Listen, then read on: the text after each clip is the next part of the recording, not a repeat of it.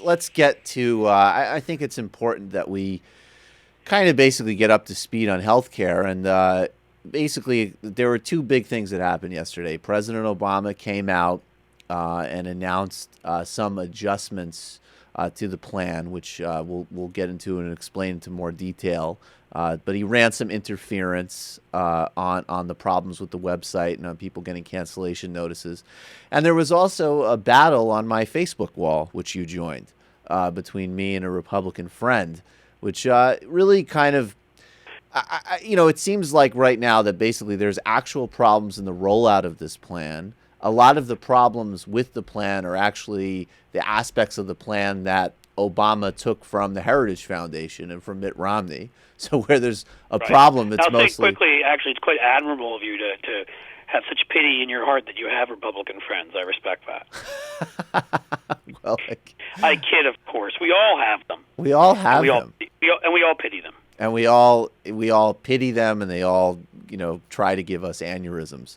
But basically, so Obama yesterday came out. He pivoted. He said he's making provisions so people could keep their canceled plans, and Republicans are still running with this, even though they obviously have no alternative. And I think, as we said, and I think it's important to drive home, the actual problems with this plan are the right wing aspects of the plan, not the Medicaid expansion, not the consumer protection. So I don't know. I guess what do you think about where we're at, Cliff, and what's going on, and sort of what needs to happen here? Well, I think two different things. I've got two different thoughts on this. One is the one that I think has maybe been the running theme of all of my appearances, on this show, going back, I guess, since we started doing this segment a couple years ago now. That's a scary thought right there. Which is what the Obama administration has accomplished through listening to the Timothy Geithners and Peter Orzags and people like that of the world has been, sadly, when they often have had a winning hand and have had the ability to make some more radical change that will affect people's lives more deeply and more quickly and in a more positive way, and bring some of the populist anger that has frankly been there since the multiple traumatic events of the aughts, if we call it that, from the travesty in Iraq to of course the economic crash and some of the other things. The failed decade. Yeah, pretty much that whole first decade, Yeah. obviously. What President Obama did when he won with this huge mandate and the other side was completely discredited is he came in and he tried to make friends first, and he tried to win people over that clearly, even though there were more so-called moderates, or at least reasonable conservatives, most of whom have now been purged since 2008, that were still there in both the House and the Senate at that time, it was clear that they had to mostly march in lockstep, except for on a couple of social issue votes, with the people that were already clearly running their party and had been, for the most part, I would say, going back to at the very least 1994. And you can pick a different time. At various gradations, they took over more and more control. And so, just the way that not passing a big enough stimulus that would have had a big enough impact initially led people to, in a way, was so self-defeating because it almost discredited the idea of stimulus. Look, see, spending doesn't work, even though Keynesianism is what everybody's understood does work, since the Great Depression. The same thing with this health care plan, which is essentially the lack of a public option providing competition to keep these guys honest in the insurance companies. Instead, he cut deals with the insurance companies, trusted that they would live up and have good faith, which they never do, trusted that Republicans who helped form and shape and change a bill that, as you pointed out, started the Heritage Foundation, was put into place by Mitt Romney in Massachusetts and statewide, that these guys with their suggestions and various changes meant that they were buying into the process instead of just delaying the process and allowing the right-wing populist anger in the form of the Tea Party to emerge so they could try to burn the whole thing down. And that has gotten us to where we are today because at this point, President Obama has no leverage over, is it his fault? Should he set a caveat when he stood up and he said, you won't have to change your plans? He would have said, yeah, he should have. Yes, he should have gotten up and said, you'll be able to keep your plan unless your plan is ripping you off and not providing you with health care. Right, if you're being exactly. swindled by your insurance company right now, then we will make sure that plan is replaced. That's the way it should have been put. That's like, but that's also been one of the key weaknesses of the Obama presidency is not realizing that people grasp and learn the way people learn about everything in our lives, the way we've told, before the printing press existed, the way we told, one generation, and the next generation, the next about things was through stories. That's how human beings learn. And stories need good guys, they need bad guys. They need to explain to people very clearly, here's what the problem is, and here's how we're going to fix it. Here's who's in the way of fixing it, and here's how we're going to beat them. And he's refused, except for during his two presidential campaigns, to do any of that. Even yesterday, during that speech, I caught him saying, the people on Capitol Hill are getting in the way. He's like, well, yeah, more of the Republicans. Not more of the Republicans, only the Republicans.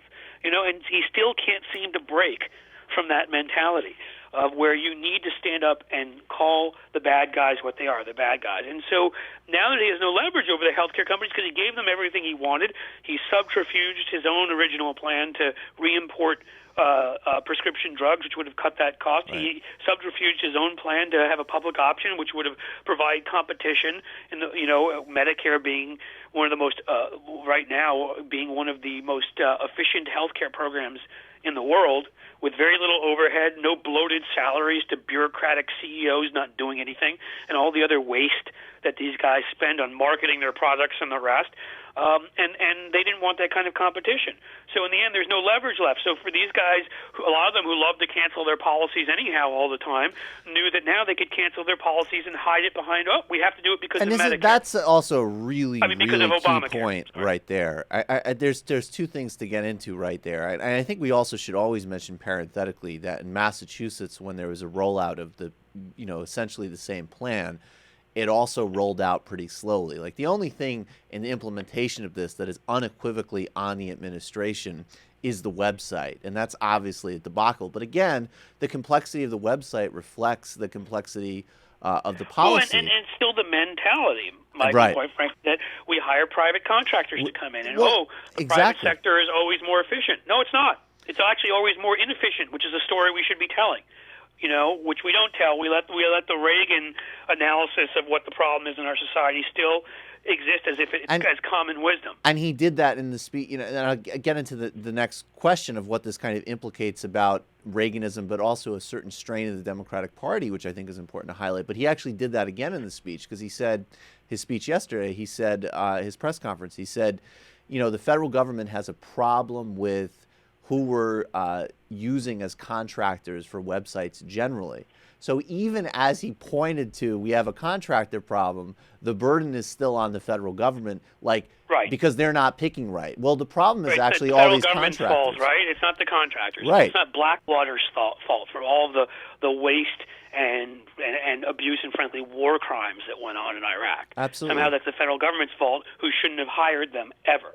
And in that way, it is their fault because they've given into this wisdom. But it's this conventional wisdom. But it's this mentality that's caused our problems. So I mean, that obviously is my when we're talking about what is going on right now. That's my first answer to the whole thing is that obviously the way the program was set up, it was set up in as much of a compromised way that would rely on the Republican good faith to extend Medicaid to the states, which they didn't do, to join in the process, which Democrats did in that bloated, ridiculous, inefficient Medicaid Part D or Medicare Part D that was passed under the Bush administration. That was literally a big gift to pharma and the rest, and Democrats didn't try to screw it and wreck it. They worked with it.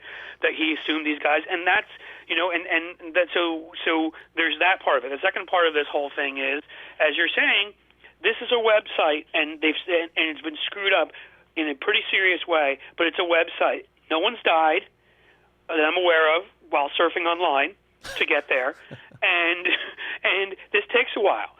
Meanwhile, we have Republicans, mind you, who are using the I word, who are using the word incompetence. Remember these guys? The ones who had over 60 warnings, according to Kurt Eichenwald's book. That 9/11 was coming. Had what's his name, the head of the CIA, tell Bush that they'd never seen anything like it, and Bush's response was, "Well, now you've covered your ass." Tenet, right. That's who it was. Tenet. He George told Tenet, "Now you guys covered your asses." And then he went back to the ranch after getting the August 6th presidential briefing. Bin Laden determined to attack the United States. He decided to go back to the ranch and ponder real hard about stem cell research policy while clearing fake brush. Right. That led to thousands of people dying in this country. Katrina, there was Katrina, where the night Iraq. before. I'm sorry? I just said Katrina, Iraq. I mean, I'm sure you're going there, but yeah. Yeah, I'm not going to. I won't go through the details of all of it, but we're talking. If you go through each of these debacles, you will get into, especially the Iraq one, you will get into hundreds of thousands of deaths that occurred because of their criminal incompetence. And so for these people, and really, obviously, most recently, it's not like, oh, well, Bush is gone, that's changed. They can't pass their own spending bills. They come up with a budget, Boehner and McConnell, and their own caucuses reject them. And of course, there was just a month and a half or whenever ago when they shut down the government, and literally the majority of their party was ready to tank the world's economy. Based upon, I don't know, a dare, maybe? Who knows? But the point is, these are the people, these leaders who can't convince their own party not to tank the world's economy are the ones who are referring to President Obama as incompetent. Well, and so that's the other thing, is putting this in perspective, right. Which is this is a screw-up by Obama, and at the same time, this is the opportunity to provide universal health care, because we can build upon this to people. We should all be out there fighting for this, because this will prove that the government can be a force of good, that the government can help people. You already have, well, if there's 106,000 people, whatever, who've signed up, that's 106,000 people that now have health care that's cheaper or have health care they didn't have before, not including all the people that have now gotten Medicaid, gotten health care through Medicaid extended to the states, and all these other things. So we're solving a problem that is an embarrassment and, frankly, a crime in a modern economy, which is having a large share of our population who either have crappy health care plans that don't work or can't get health insurance. Absolutely. And it's just... That's what we need to look at here. In 2017, which is another one of these things that just boggles the mind, why so many of these, so many aspects of Obamacare were, hey, let's wait 5 years from now instead of let's do it next week. Obviously, I know it takes time to change things. Well, 2017 is when the states start to get to experiment, and Vermont's ready to go on single payer when that comes around. I mean, there are ways we are going to improve upon this thing, but what we need to do right now is stop these cynical bastards who, frankly, their health care plan. You brought up that argument you had with your friend on Facebook, and I jumped in for fun, which I don't normally do on Facebook, but I figured, what the heck? You let me know about it. It'd be a fun time. Which was, what is your plan besides applying leeches to people for a good bleeding when they don't have health care? I'd like to know. Well, if they can afford the leeches. I mean, that. If they can. Yeah, right? nobody's handing leeches out, Cliff. What have you done to earn that? That's right. Yeah. So, they don't have a plan. There's no. The thing is, do we want to go back to Bush care? That should be the question everybody should be asking. Do you want to go back to where a corporate pharmaceutical big business bureaucrat sat there, looked at you, said, you have a pre-existing condition, you're not good enough to live, so go off and die somewhere? Right. That's what Obama, die. Frankly, should be saying. That's the way it should be. This should be framed by our side. There's the problematic path to getting to something better, and then there's F off and die, which is the Republican plan. Literally.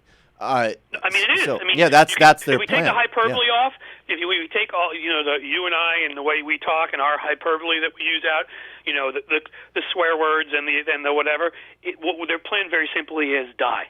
Die, right. Because there's nothing else, there's nothing that they have offered that would prevent that. And blow up the deficit and keep increasing the cost curve. The last thought, though, that occurs to me, and we'll get to the midterms in a second, but I think it's important.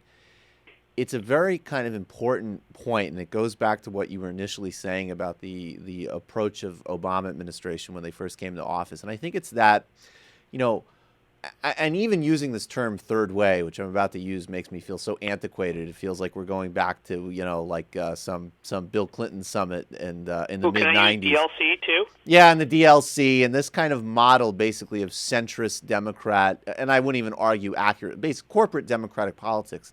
And the notion was that from a strategic and tactical point of view, you can kind of hug the Republicans where they're popular and then, and slam them where they're not. And I think what's interesting is that with the exception of a very gifted politician like Bill Clinton and Obama at times, maybe that can be an effective rhetorical device. But when it comes to actual policy, these third way policies are a mess because they are a mashup and they're not an elegant mashup. And it's always going to be harder to sell in general is a mess because of that. Because it literally, all it does is combine government incentives that involve subsidies, right, tax cuts, targeted here, there. They muck up the tax code so that, to the point of where we need tax reform every 20 years when right, we know where that ends up. And it's not to say that that's not better than nothing. It is. Of course. Quite frankly. And the protections, the fact that the government has gotten involved in health care through Obamacare to say we're going to extend Medicaid, to say we're going to make sure if you have a pre-existing condition you can get covered, and things like that are very important aspects of this to say the government. And those are the liberal parts of the bill. We just need to keep hammering that.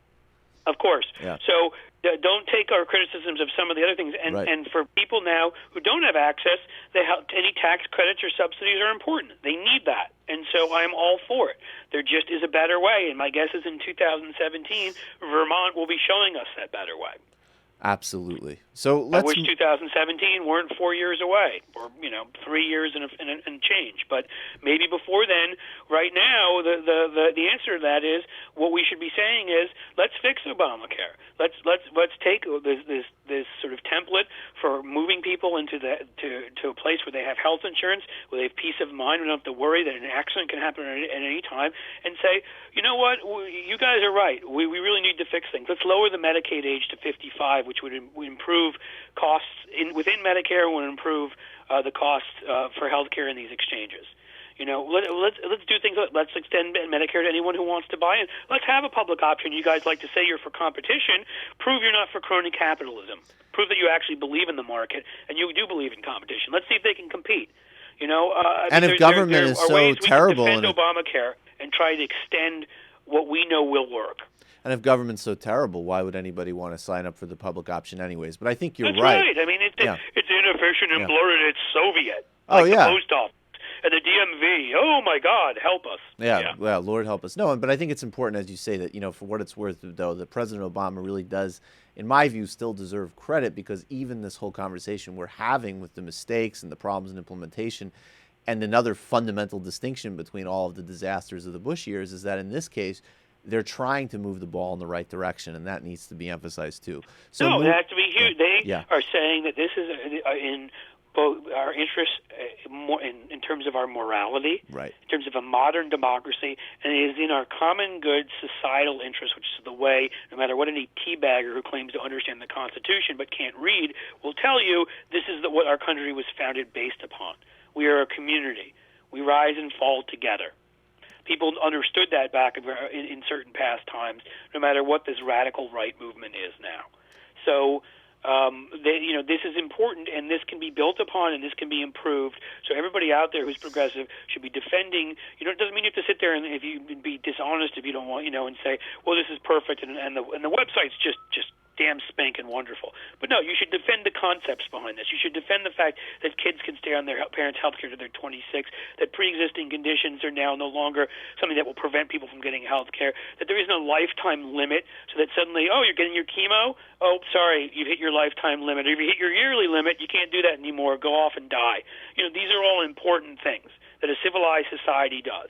And you should defend those and say, we will expand upon that by bringing the aspects that work, i.e. the governmental aspects that have worked for veterans and have worked for the elderly and others who've had access to them. We're going to bring those into the healthcare mix to more. That becomes more and more the norm. Absolutely.